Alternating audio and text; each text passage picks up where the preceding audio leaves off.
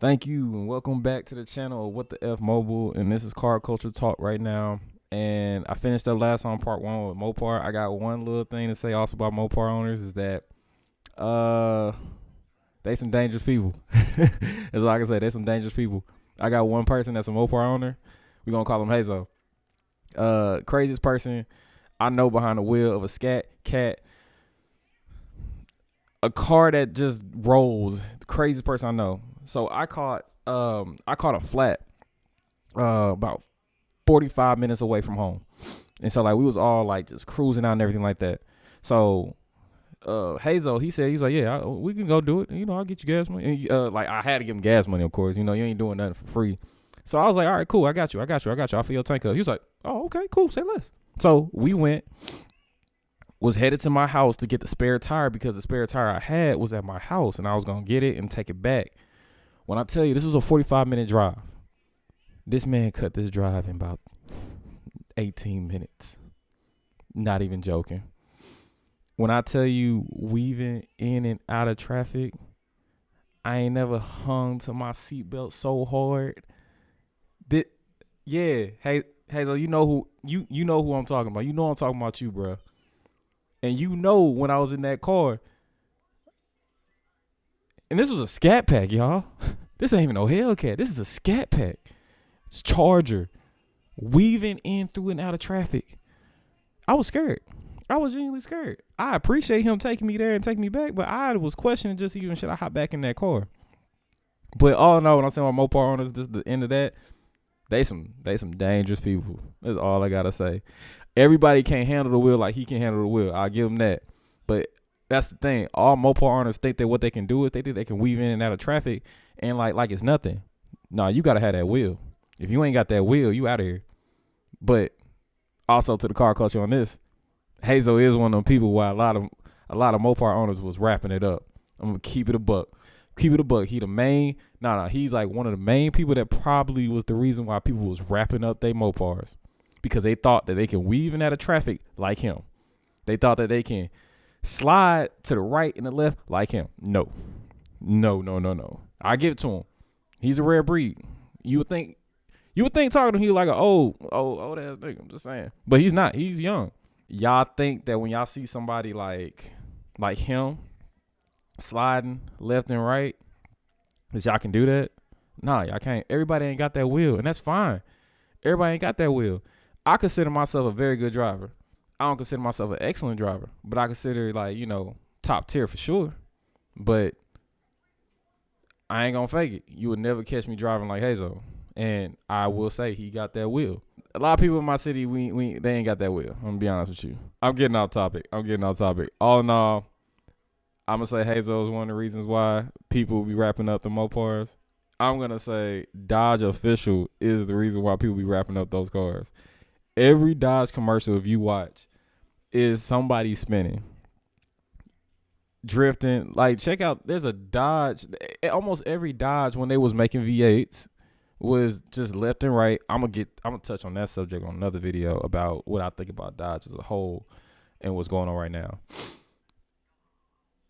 Every commercial they made was just made to say like, yeah, I can slide left and right. YN stealing these cars, and guess what? Wrapping them up, stealing red eyes and wrapping them up, stealing regular Hellcats, wrapping them up. Hell, a 5.7.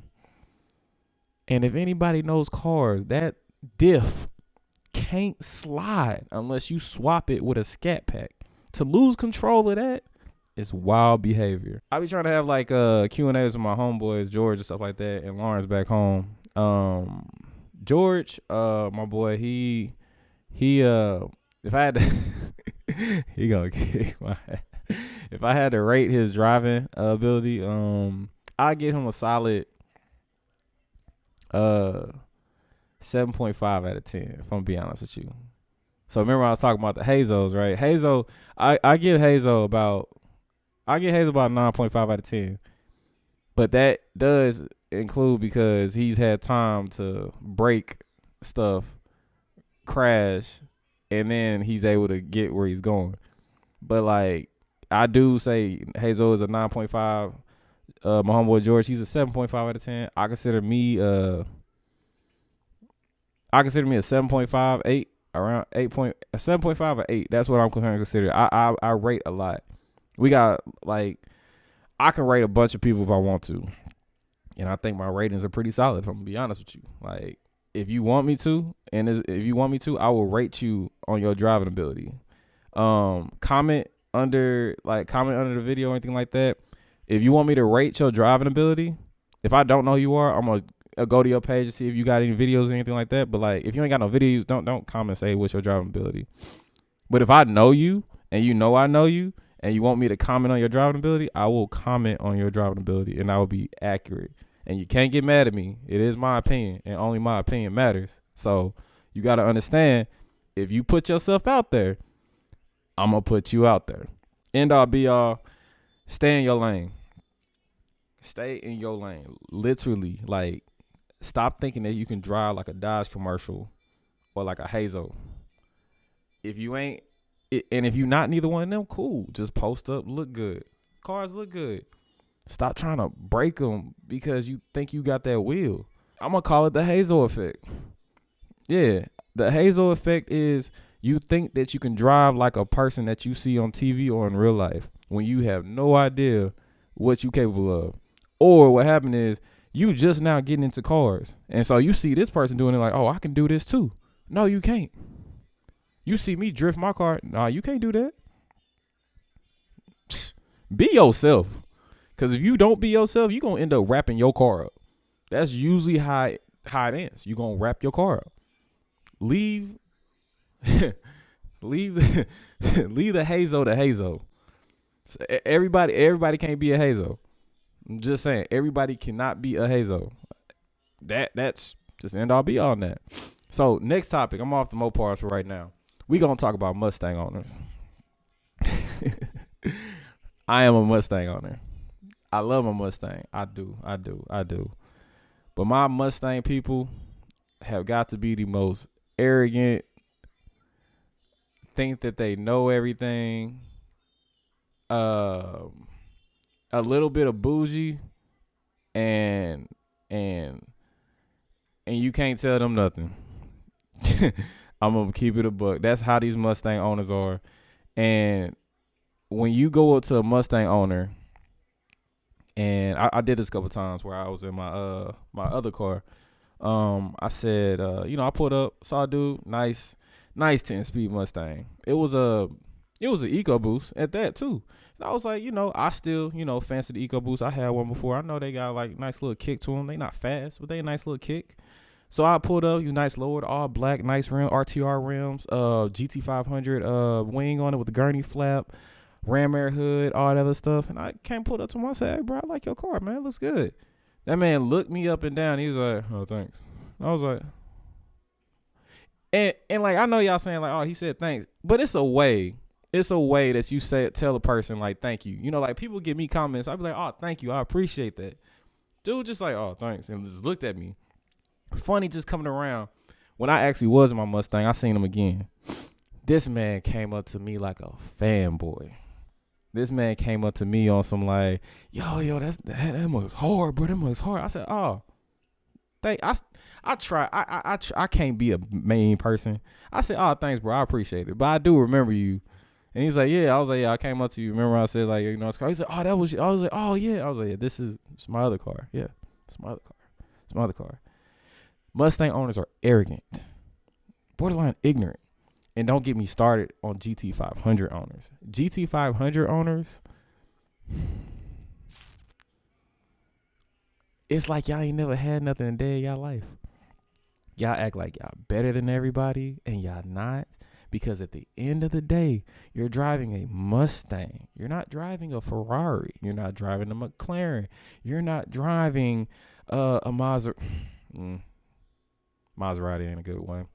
You're not driving a Aston Martin. You're driving a Mustang at the end of the day. Your chassis and my chassis is all the same.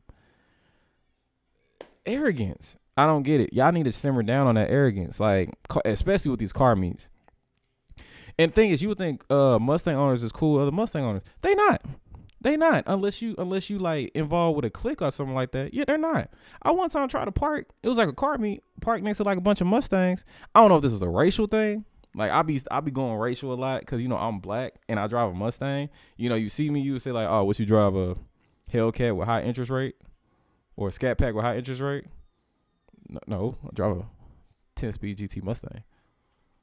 And like I hop out the car and just be like, they look the other way. I don't know. It could be racist. I don't know. I really be feeling like it is because the places I be at, it be majority like white people and stuff like that. Because whenever time I'm in the hood and I drive up my Mustang, I get nothing but love. They be like, yo, what's up, man? What's up? And these are Mopar owners, Camaro owners, and Mustang owners in the hood around majority black people. So I'm just saying. Like, if you see a Mustang owner come up, like y'all ain't gotta act ignorant and be like all scares. I'm not gonna pull out the 9 Jamal. I'm not gonna do that.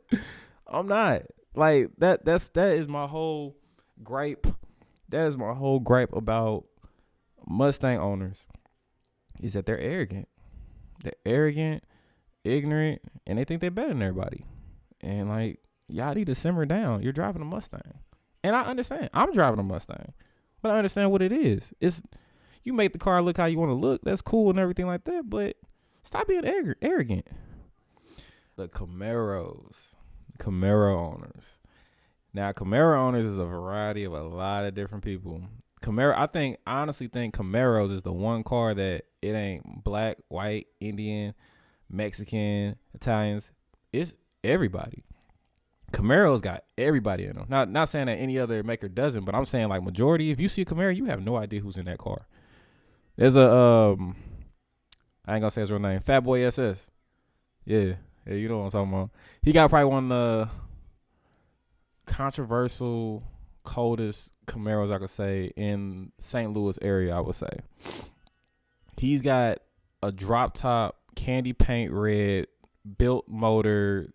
Supercharged Camaro SS ZL1 front end, converted out to like his whole thing is done. He even got his interior seats done.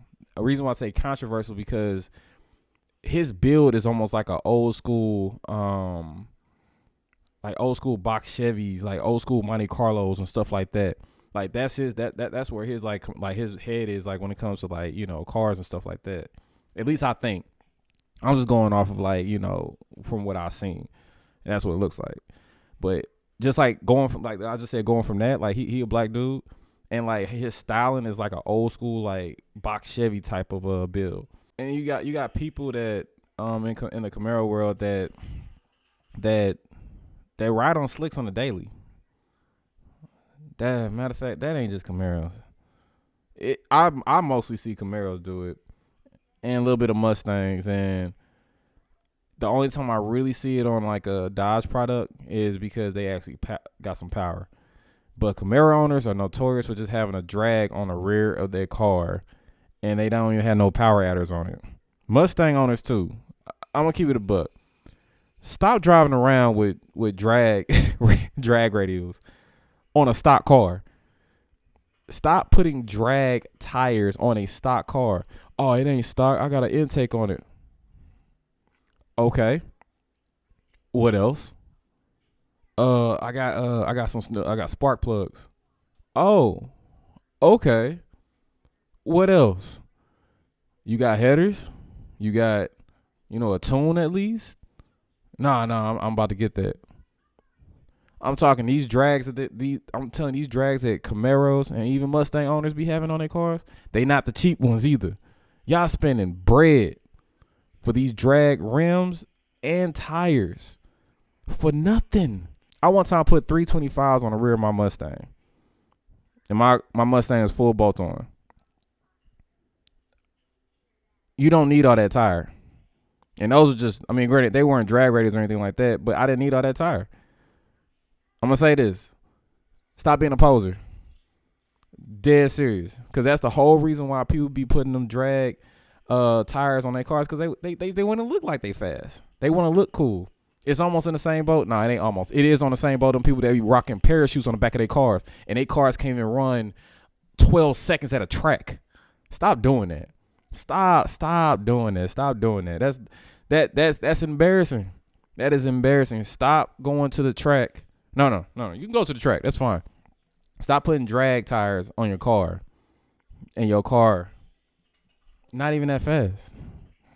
I saw a drag tire on a 370 Nismo, and I was like, oh, he must got an LS swap in there. That man was so stock.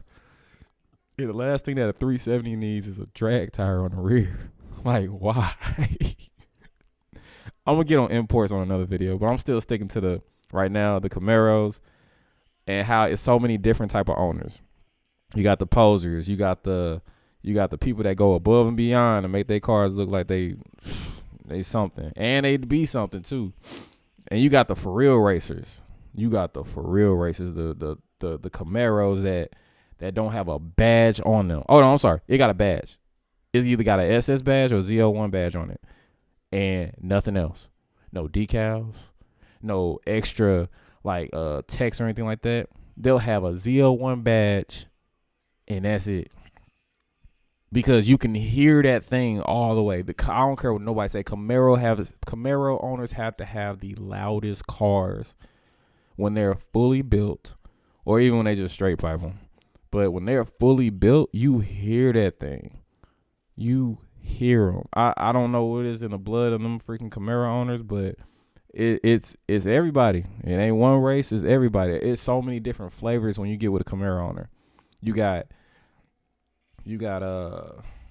big rims. You got street racers. You got real racers. You got posers. You got preppy boys. You got what's another one? You got wannabes. You got so many. The Camaro lifestyle is such a complex one. I can't even really pinpoint exactly what to say about them. It's just that they're kind of all over the place. You never know what you're gonna get. It's all different flavors. Chevy Camaro boys have got to be the most spread out there. And since I'm on GM, GTO, G8, Chevy SS, they are the same people. They are all the same exact person. And I ain't talking about that. No, I ain't talking about the race. They all different races on that one too. But if you ever run across a person that drives a GTO or a G8 or a Chevy SS, they swear to God up and down that they got the fastest thing on the streets. There was a couple GTOs, and I don't know if they didn't know how to drive, but it was a twin turbo GTO back home in St. Louis, wanted to race me. And I was in a stock orange Mustang. Okay, suspension. That's it. Full suspension. That's it. I don't know if he didn't know how to drive. I know it was a stick shift, but dogged him. I had a G8 owner. I don't know what he had done to it. It was loud. I mean, that was dumb loud. Stupid loud. Walked him. Maybe I got to get proven wrong, but I've never came across a G8 GTO owner that was worth me having to say, like, yeah, man, I think you might give me the blues. No. Every G8 owner, GTO owner, Chevy SS owner that I've came across think that they have the fastest car and ain't nobody touching it. That is for sure. And I ain't met them yet. And just to wrap it up, I was going to get into Corvette owners. That might be a whole video by itself because I got a lot to say about them. From C8, C7, C6, C5. Man, I got a lot to say. But I appreciate everybody for tuning in to What the F Mobile. I will be bringing in more stuff. We are going to be talking about more car stuff too, but I'm bringing a lot of stuff to this channel, kind of variety of everything. I appreciate everybody that has been literally like watching me because, you know, it's something I kind of been getting into and stuff that I like to talk about. Please subscribe to What the F Mobile on YouTube. Follow me on What the F Mobile on Instagram, What the F Mobile on TikTok. All platforms. Just give me a follow, give me a sub. If you like what I do, I'm going to keep doing it. And I appreciate everybody in our love and support. I'm gonna go and chill and relax. It's been a long day. No, this is not alcohol. In case somebody wants to know, this is that. Some water. I need it.